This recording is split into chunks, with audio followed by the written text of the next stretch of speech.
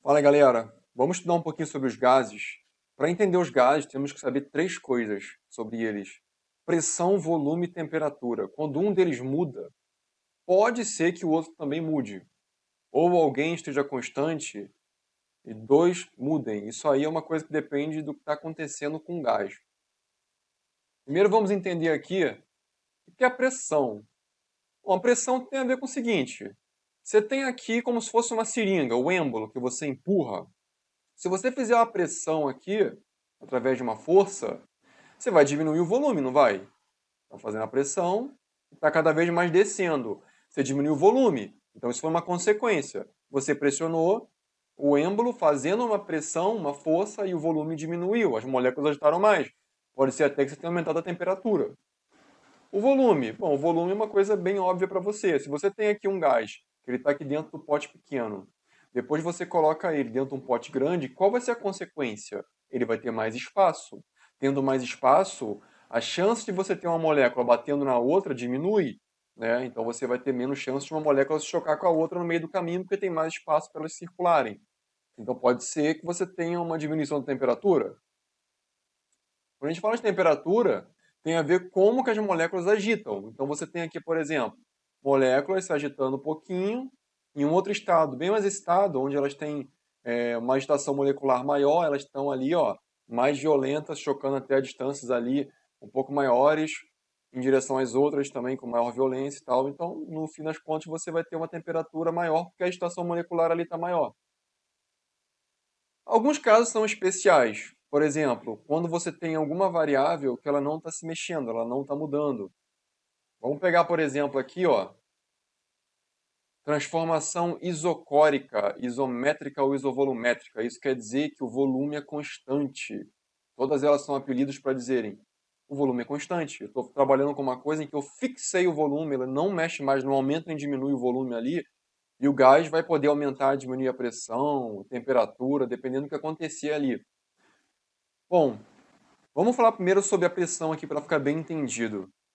Quando a gente fala que está a nível do mar, por exemplo, pega uma montanha. Tem uma montanha. Tem menos ar aqui e muito mais ar aqui embaixo. Então, a nível do mar, o que a gente chama de uma atmosfera, com certeza tem mais ar em cima da gente. A pressão vai ser muito maior do que alguém que está aqui em cima, que tem menos ar, a pressão é menor. Então, a pressão, por exemplo, tem a ver com a quantidade de ar que você tem em cima de você, ou a pressão que você está fazendo em algum lugar, certo? Uma coisa curiosa que você deve provavelmente interpretar de uma forma errada é o seguinte: eu tenho aqui duas folhas. Por que as folhas estão paradas? Uma não está se aproximando da outra ou se afastando? Bom, porque a pressão que eu tenho ao redor delas é igual. Ao redor dessa folha, eu vou ter aqui a pressão do ar, desse lado a pressão do ar. Como a pressão do ar aqui é de uma atmosfera e a pressão do ar aqui também é de uma atmosfera, o que eu vou ter é que nenhum lugar vence o outro. Porque se vencesse, a folha teria que fazer isso, por exemplo, ela teria que ir para o lado. O que você acha que vai acontecer quando eu assoprar aqui entre elas? O mais normal é a pessoa responder: bom, se eu assoprar, eu vou causar uma turbulência e o ar aqui no meio vai fazer elas se separarem. Mas observe,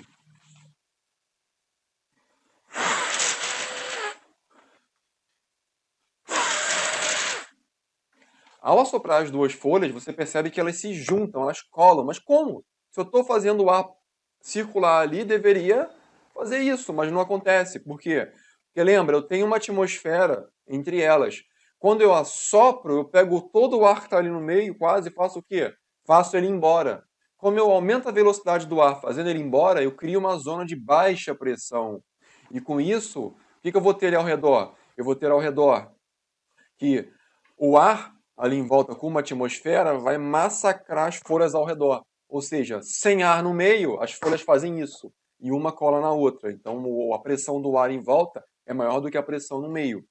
Isso acontece quando eu assopro. Então você vê a consequência de quando a gente tira o ar. O ar que está em volta faz o quê? Massacra. Ele quer ocupar ali aquele espaço. Observe então duas situações diferentes. Aqui na primeira imagem eu tenho uma câmara a vácuo, é uma câmara onde o volume é constante. Então estamos falando de volume constante. Se é uma câmara a vácuo, o que eu estou fazendo é criar um vácuo. Eu estou tirando o ar dali de dentro, eu estou sugando o ar, eu estou bombeando o ar para fora. Qual vai ser a consequência de quando eu fizer isso? Eu vou ter menos ar ali dentro. Eu tenho menos pressão exercida pelo ar ali dentro. Só que cada coelhinho desse tem ar dentro. O que ele vai entender? Bom, o coelhinho tem um tamanho. Esse é o tamanho original ali do coelhinho. Ele só tem esse tamanho porque ele tem uma pressão aqui, por exemplo, de uma atmosfera, e aqui em volta ele tem uma pressão de uma atmosfera. Então ninguém vence ninguém. Caso eu mate essa pressão de fora, o que essa pressão de dentro vai querer fazer? Igual a folha que você viu, ela vai querer expandir, ela vai querer ocupar o espaço. O que vai acontecer com ela? Ela vai empurrar todo o material do coelhinho para fora. E isso acontecendo, o que vai acontecer com o coelho, que é um material flexível? Ele vai expandir. Então ele expandiu não porque você esquentou ele, não porque você colocou mais ar dentro dele, é simplesmente porque você diminuiu a pressão de fora. E isso tem consequências. Por exemplo, por que cozinhar um alimento numa montanha é mais difícil do que cozinhar aqui em uma atmosfera? Isso tem uma consequência, tem a ver com a pressão do ar. Observe aqui na terceira imagem que você vai ter a temperatura marcando 20 e poucos graus, menos de 25. Só que de repente a água vai começar a ferver. Pô, professor, qual é a temperatura que a água ferve? 100 graus Celsius. Mas onde isso? Aqui, a temperatura ferve desse jeito específico ao nível do mar. Se você está numa montanha, aqui em cima, por exemplo, não está mais ao nível do mar. Você está no local de 1.000, 2.000, 3.000, 4.000 metros de altitude. A pressão vai ser muito menor, porque você tem o quê? Menos ar, se você comparar com a pressão aqui que você vai ter de uma atmosfera. Isso quer dizer que se você tiver menos pressão, ou seja, menos ar aqui em volta nessa câmara a vácuo, vai ser mais fácil ou mais difícil as moléculas de água em estado líquido simplesmente subirem? Bom, para vencer então o ar vai ser mais fácil, tem menos ar. Se eu tiro o ar, quase não tem ar ali em cima, eu consigo subir ali, evaporar com muito maior facilidade. Vai ser mais fácil ou mais difícil você fazer as moléculas de água ainda em estado líquido subirem? Vai ser muito mais fácil. Por quê? Bom, se eu tenho uma pressão menor de água ali em cima, é mais fácil de eu vencer e fazer o vapor subir. Eu preciso dar menos energia ali para aquele troço simplesmente subir. Então a maior dificuldade de você conseguir fazer a ebulição da água é porque você tem o quê? Muito ar em cima. Então quando você vai tentar cozinhar lá em cima da montanha, muito mais difícil. Você não vai ter uma atmosfera, você vai ter menos. E ao ter menos, você vai precisar de dar menos energia para a água fazer o quê? Já evaporar, porque não tem que vencer quase nenhuma camada de ar em cima dele. Então é muito mais difícil você cozinhar o arroz com a água fervendo a 75 graus Celsius do que com 100, óbvio, né? Com 100 é muito mais fácil. A água está mais quente, com 75 a água está mais fria, então você vai demorar mais para esquentar o seu arroz. Quando você olha a situação oposta, que é aqui no meio, quando você tem a panela de pressão, imagina o inverso. Panela de pressão confina e você esquenta. Ao esquentar, você faz com que a água tenha dificuldade de poder sair ali em forma de vapor, porque você está confinando ela. Então, o que vai acontecer é que você vai aumentar muita pressão e a temperatura vai aumentar junto. Então, por exemplo, você vai estar ali a 120 graus e agora que a água vai tender a ser vapor e vai sair ali pela válvula, por exemplo. Então você vê que nesse caso ele é inverso. Nesse caso você tem uma pressão maior do que a pressão de uma atmosfera e com isso você vai ter água, por exemplo, fervendo a 120 graus. Ah, então é por isso que é melhor cozinhar o feijão, claro, porque é melhor você cozinhar o feijão com 120 graus do que com 100. Então, para que serve a panela de pressão? Para você aumentar a pressão e aumentar a temperatura da água, para ela não virar vapor. Porque como é que você cozinha o alimento? Com água, não com vapor, numa panela normal. Consequências. Bom, se você, por exemplo, dobrar a pressão, proporcionalmente você dobra a temperatura. Isso quer dizer que se você cortar o 2 com 2, você volta a ter PT. Se você simplesmente chegar aqui e quadruplicar a pressão, proporcionalmente a temperatura também aumentou 4 vezes. O que quer dizer que se você cortar, você vai ter P e T. Então isso quer dizer que é uma relação de proporção que não envolve o volume, porque o volume aqui é constante, a panela de pressão está fixa. A câmara a vácuo, por exemplo, também está fixa. Você não está mudando o volume, você está mudando o quê? pressão e, consequentemente, a temperatura. Só que você vê que é proporcional. Olha o exemplo. Temos um gás que a temperatura inicial T1 de 300 Kelvin. A pressão inicial é de P1 de 1 atmosfera, tipo aqui ambiente. Ele sofreu uma transformação isocórica. O que é isocórica? Volume constante. E sua temperatura aumentou para T2 igual a 900 Kelvin. Qual foi a pressão P2 desse gás? Então você vê que não envolve volume, porque é isocórica, volume constante. Mas a gente sabe usar isso aqui, é simples. Quem é P1? P1 é a pressão inicial 1. É 1. Quem é T1 embaixo? T1 é a temperatura inicial. 300. Quem é a pressão 2? A gente não sabe. A pressão 2 é P2, desconhecida. Mas quem é T2? A temperatura que aumentou. Foi para 900 Kelvin. Aqui a gente pode cortar 0 com 0 e 0 com 0, sem problema. O que vai fazer a gente ter 1 sobre 3 é igual a P2 sobre 9.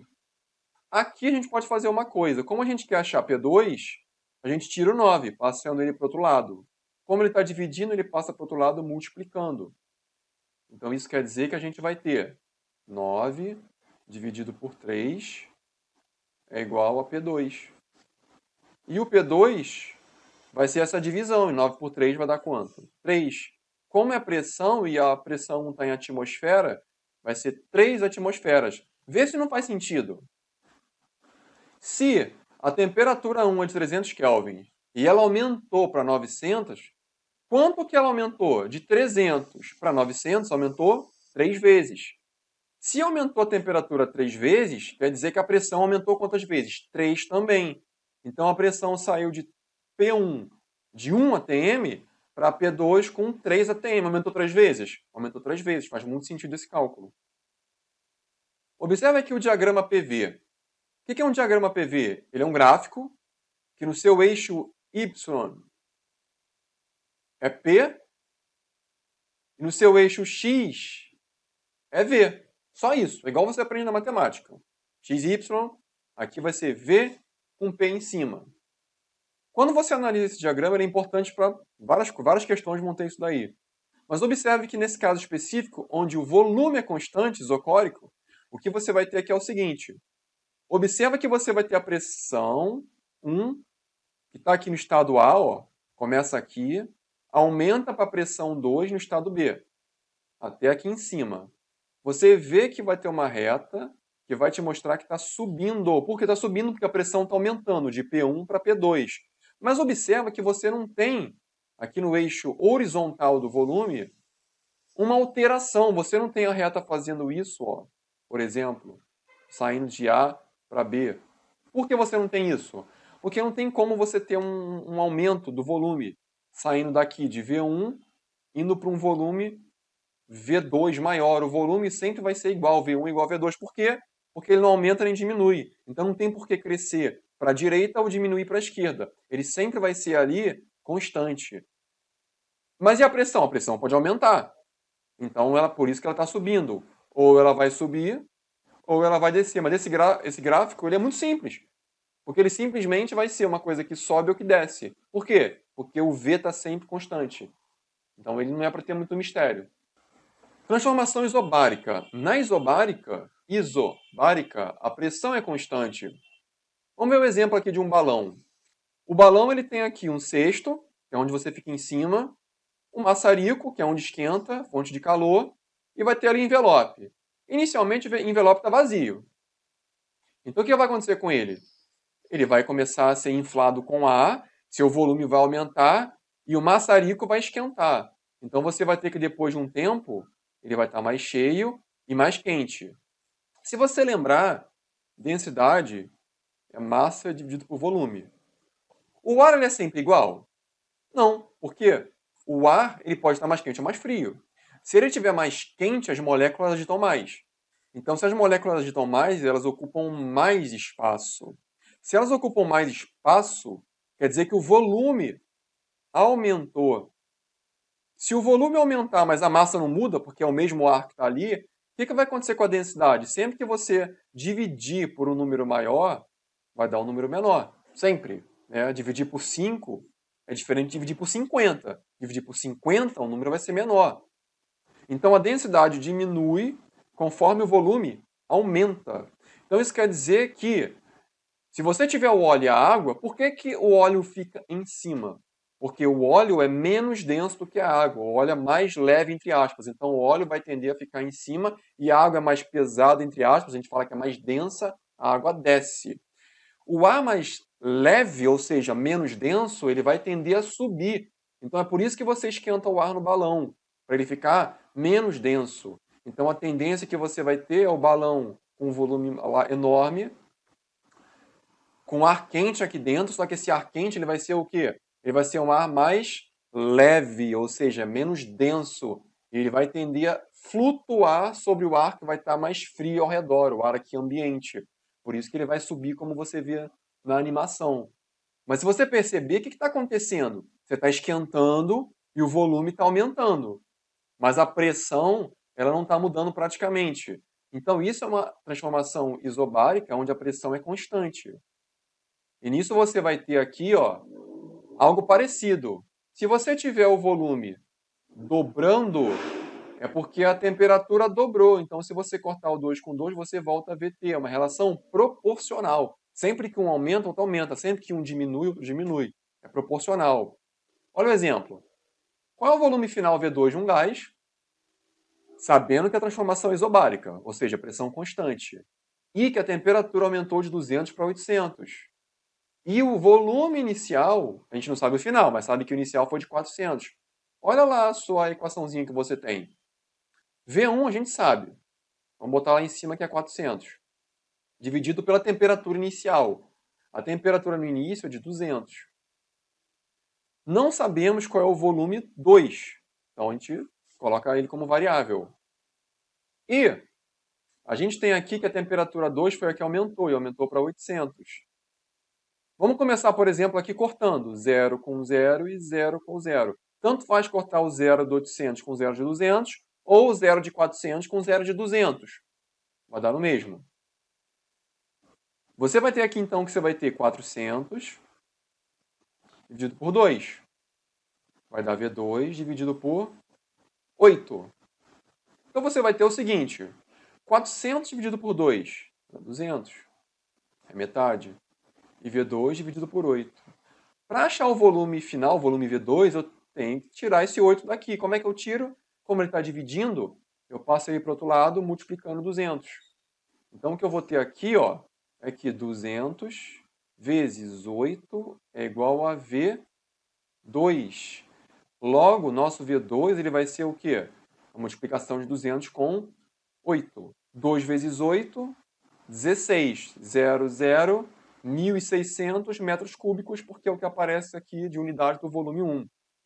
Agora repara, faz sentido? Sim. Temperatura T1, quanto é? 200. Temperatura 2, 800. Quanto que a temperatura aumentou? 4 vezes, de 200 para 800. Então isso quer dizer que o volume, proporcionalmente, também tem que aumentar quantas vezes? 4. Quanto que é o volume inicial V1? 400. Quanto que é 400 aumentando 4 vezes? Vai ser o quê? 1.600. Então você vê que faz todo sentido. Tá? Um aumentou 4 vezes, o outro aumentou 4 vezes. E você vê que não aparece nada sob pressão, porque é uma transformação isobárica. No diagrama PV, você vai ter PV, ou seja, pressão e volume. Neste caso, a gente sabe que o volume pode aumentar ou diminuir. Ó. Aqui está saindo do estado A V1 e vai aumentar até chegar no estado B V2. Então, o volume está aumentando. A setinha está indicando isso. Está saindo de V1 para V2. Está aumentando o volume no eixo horizontal do volume. Porém, quando você olha no eixo vertical, o que está acontecendo com a pressão? Nada. Porque se ela estivesse aumentando, seria uma reta para cima. Se ela estivesse diminuindo, seria uma reta para baixo. Como você tem uma reta totalmente horizontal, é porque não existe P1 e P2 aumentando ou diminuindo. Você só tem P, só tem um valor, é constante. Então esse gráfico é tão fácil quanto o outro. Porque ou você vai ter uma reta horizontal falando o volume está aumentando para cá, ou uma reta horizontal falando que o volume está diminuindo. Só isso. Ou ele aumenta ou diminui, mas a pressão não muda. Transformação isotérmica.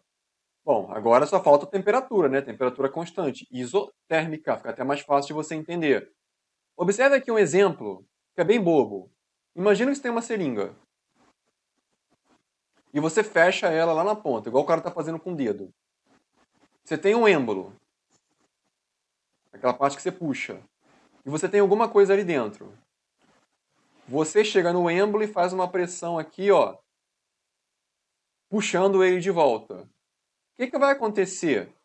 Bom, aqui dentro você tem um volume, não tem? Existe um volume aqui dentro.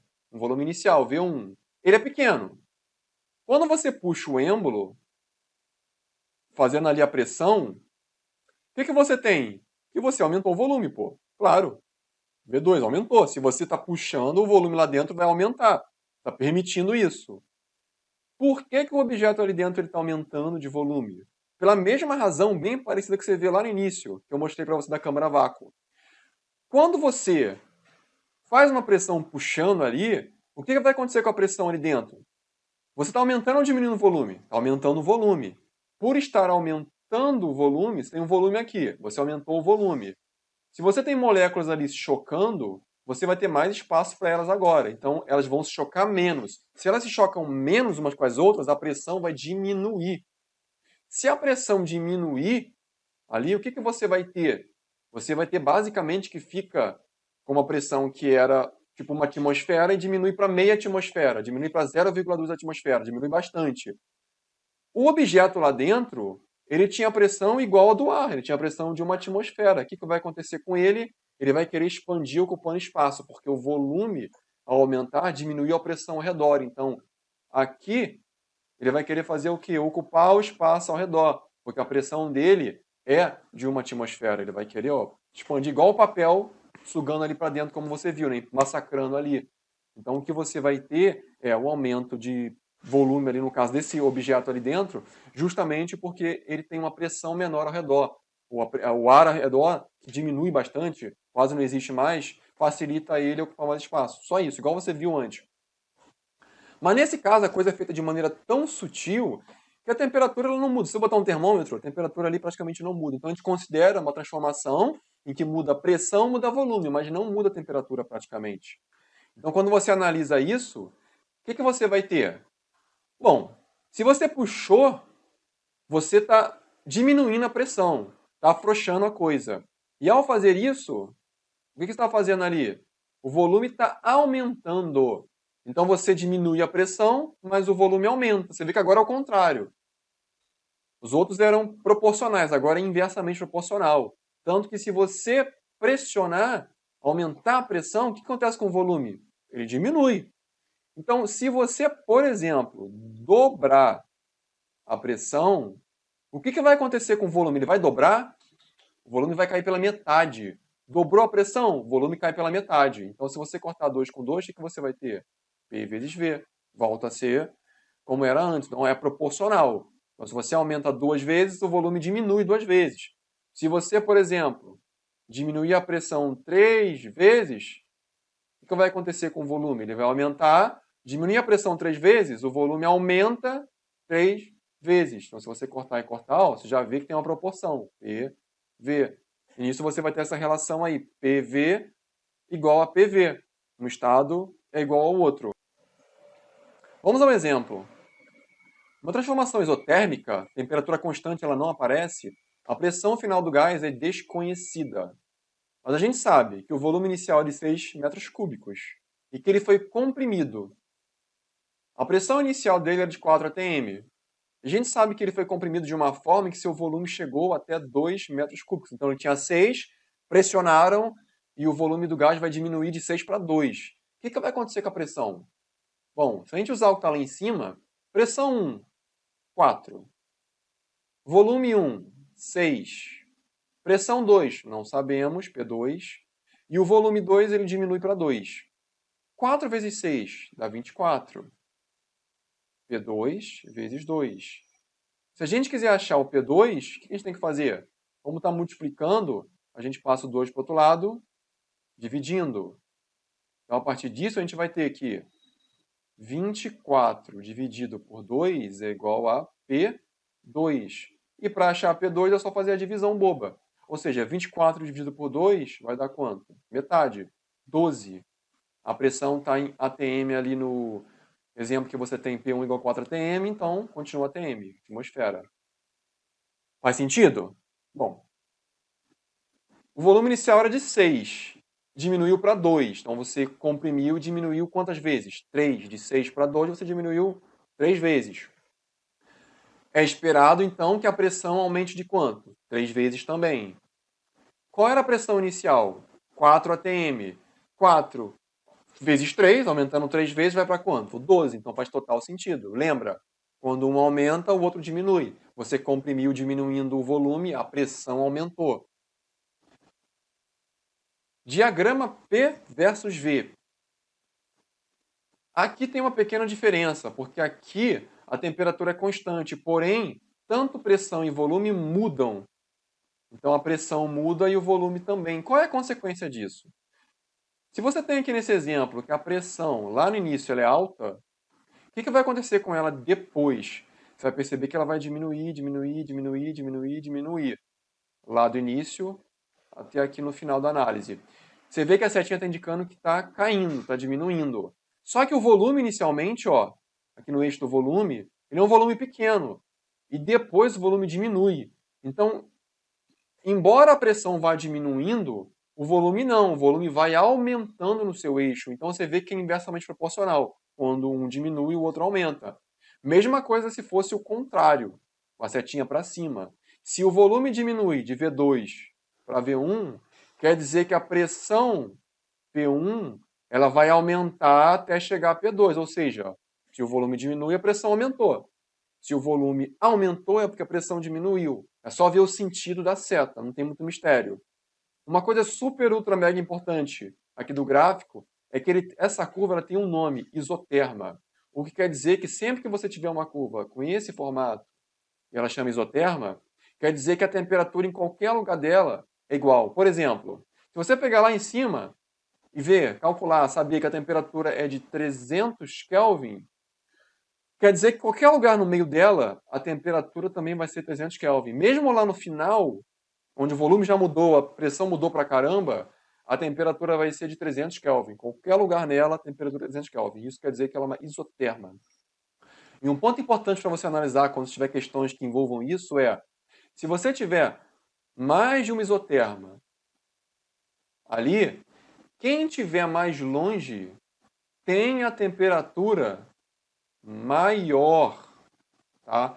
Então, aqui, por exemplo, você tem T3, que é mais externa a T2, que é mais externa a T1. Com certeza, T3 tem a temperatura maior do que T2, e T2 tem temperatura maior do que T1, porque quanto mais distante, maior a temperatura, tá? Então, por hoje é isso. A gente vai continuar esse estudo na próxima aula, na parte 2. Bons estudos. Tchau, tchau.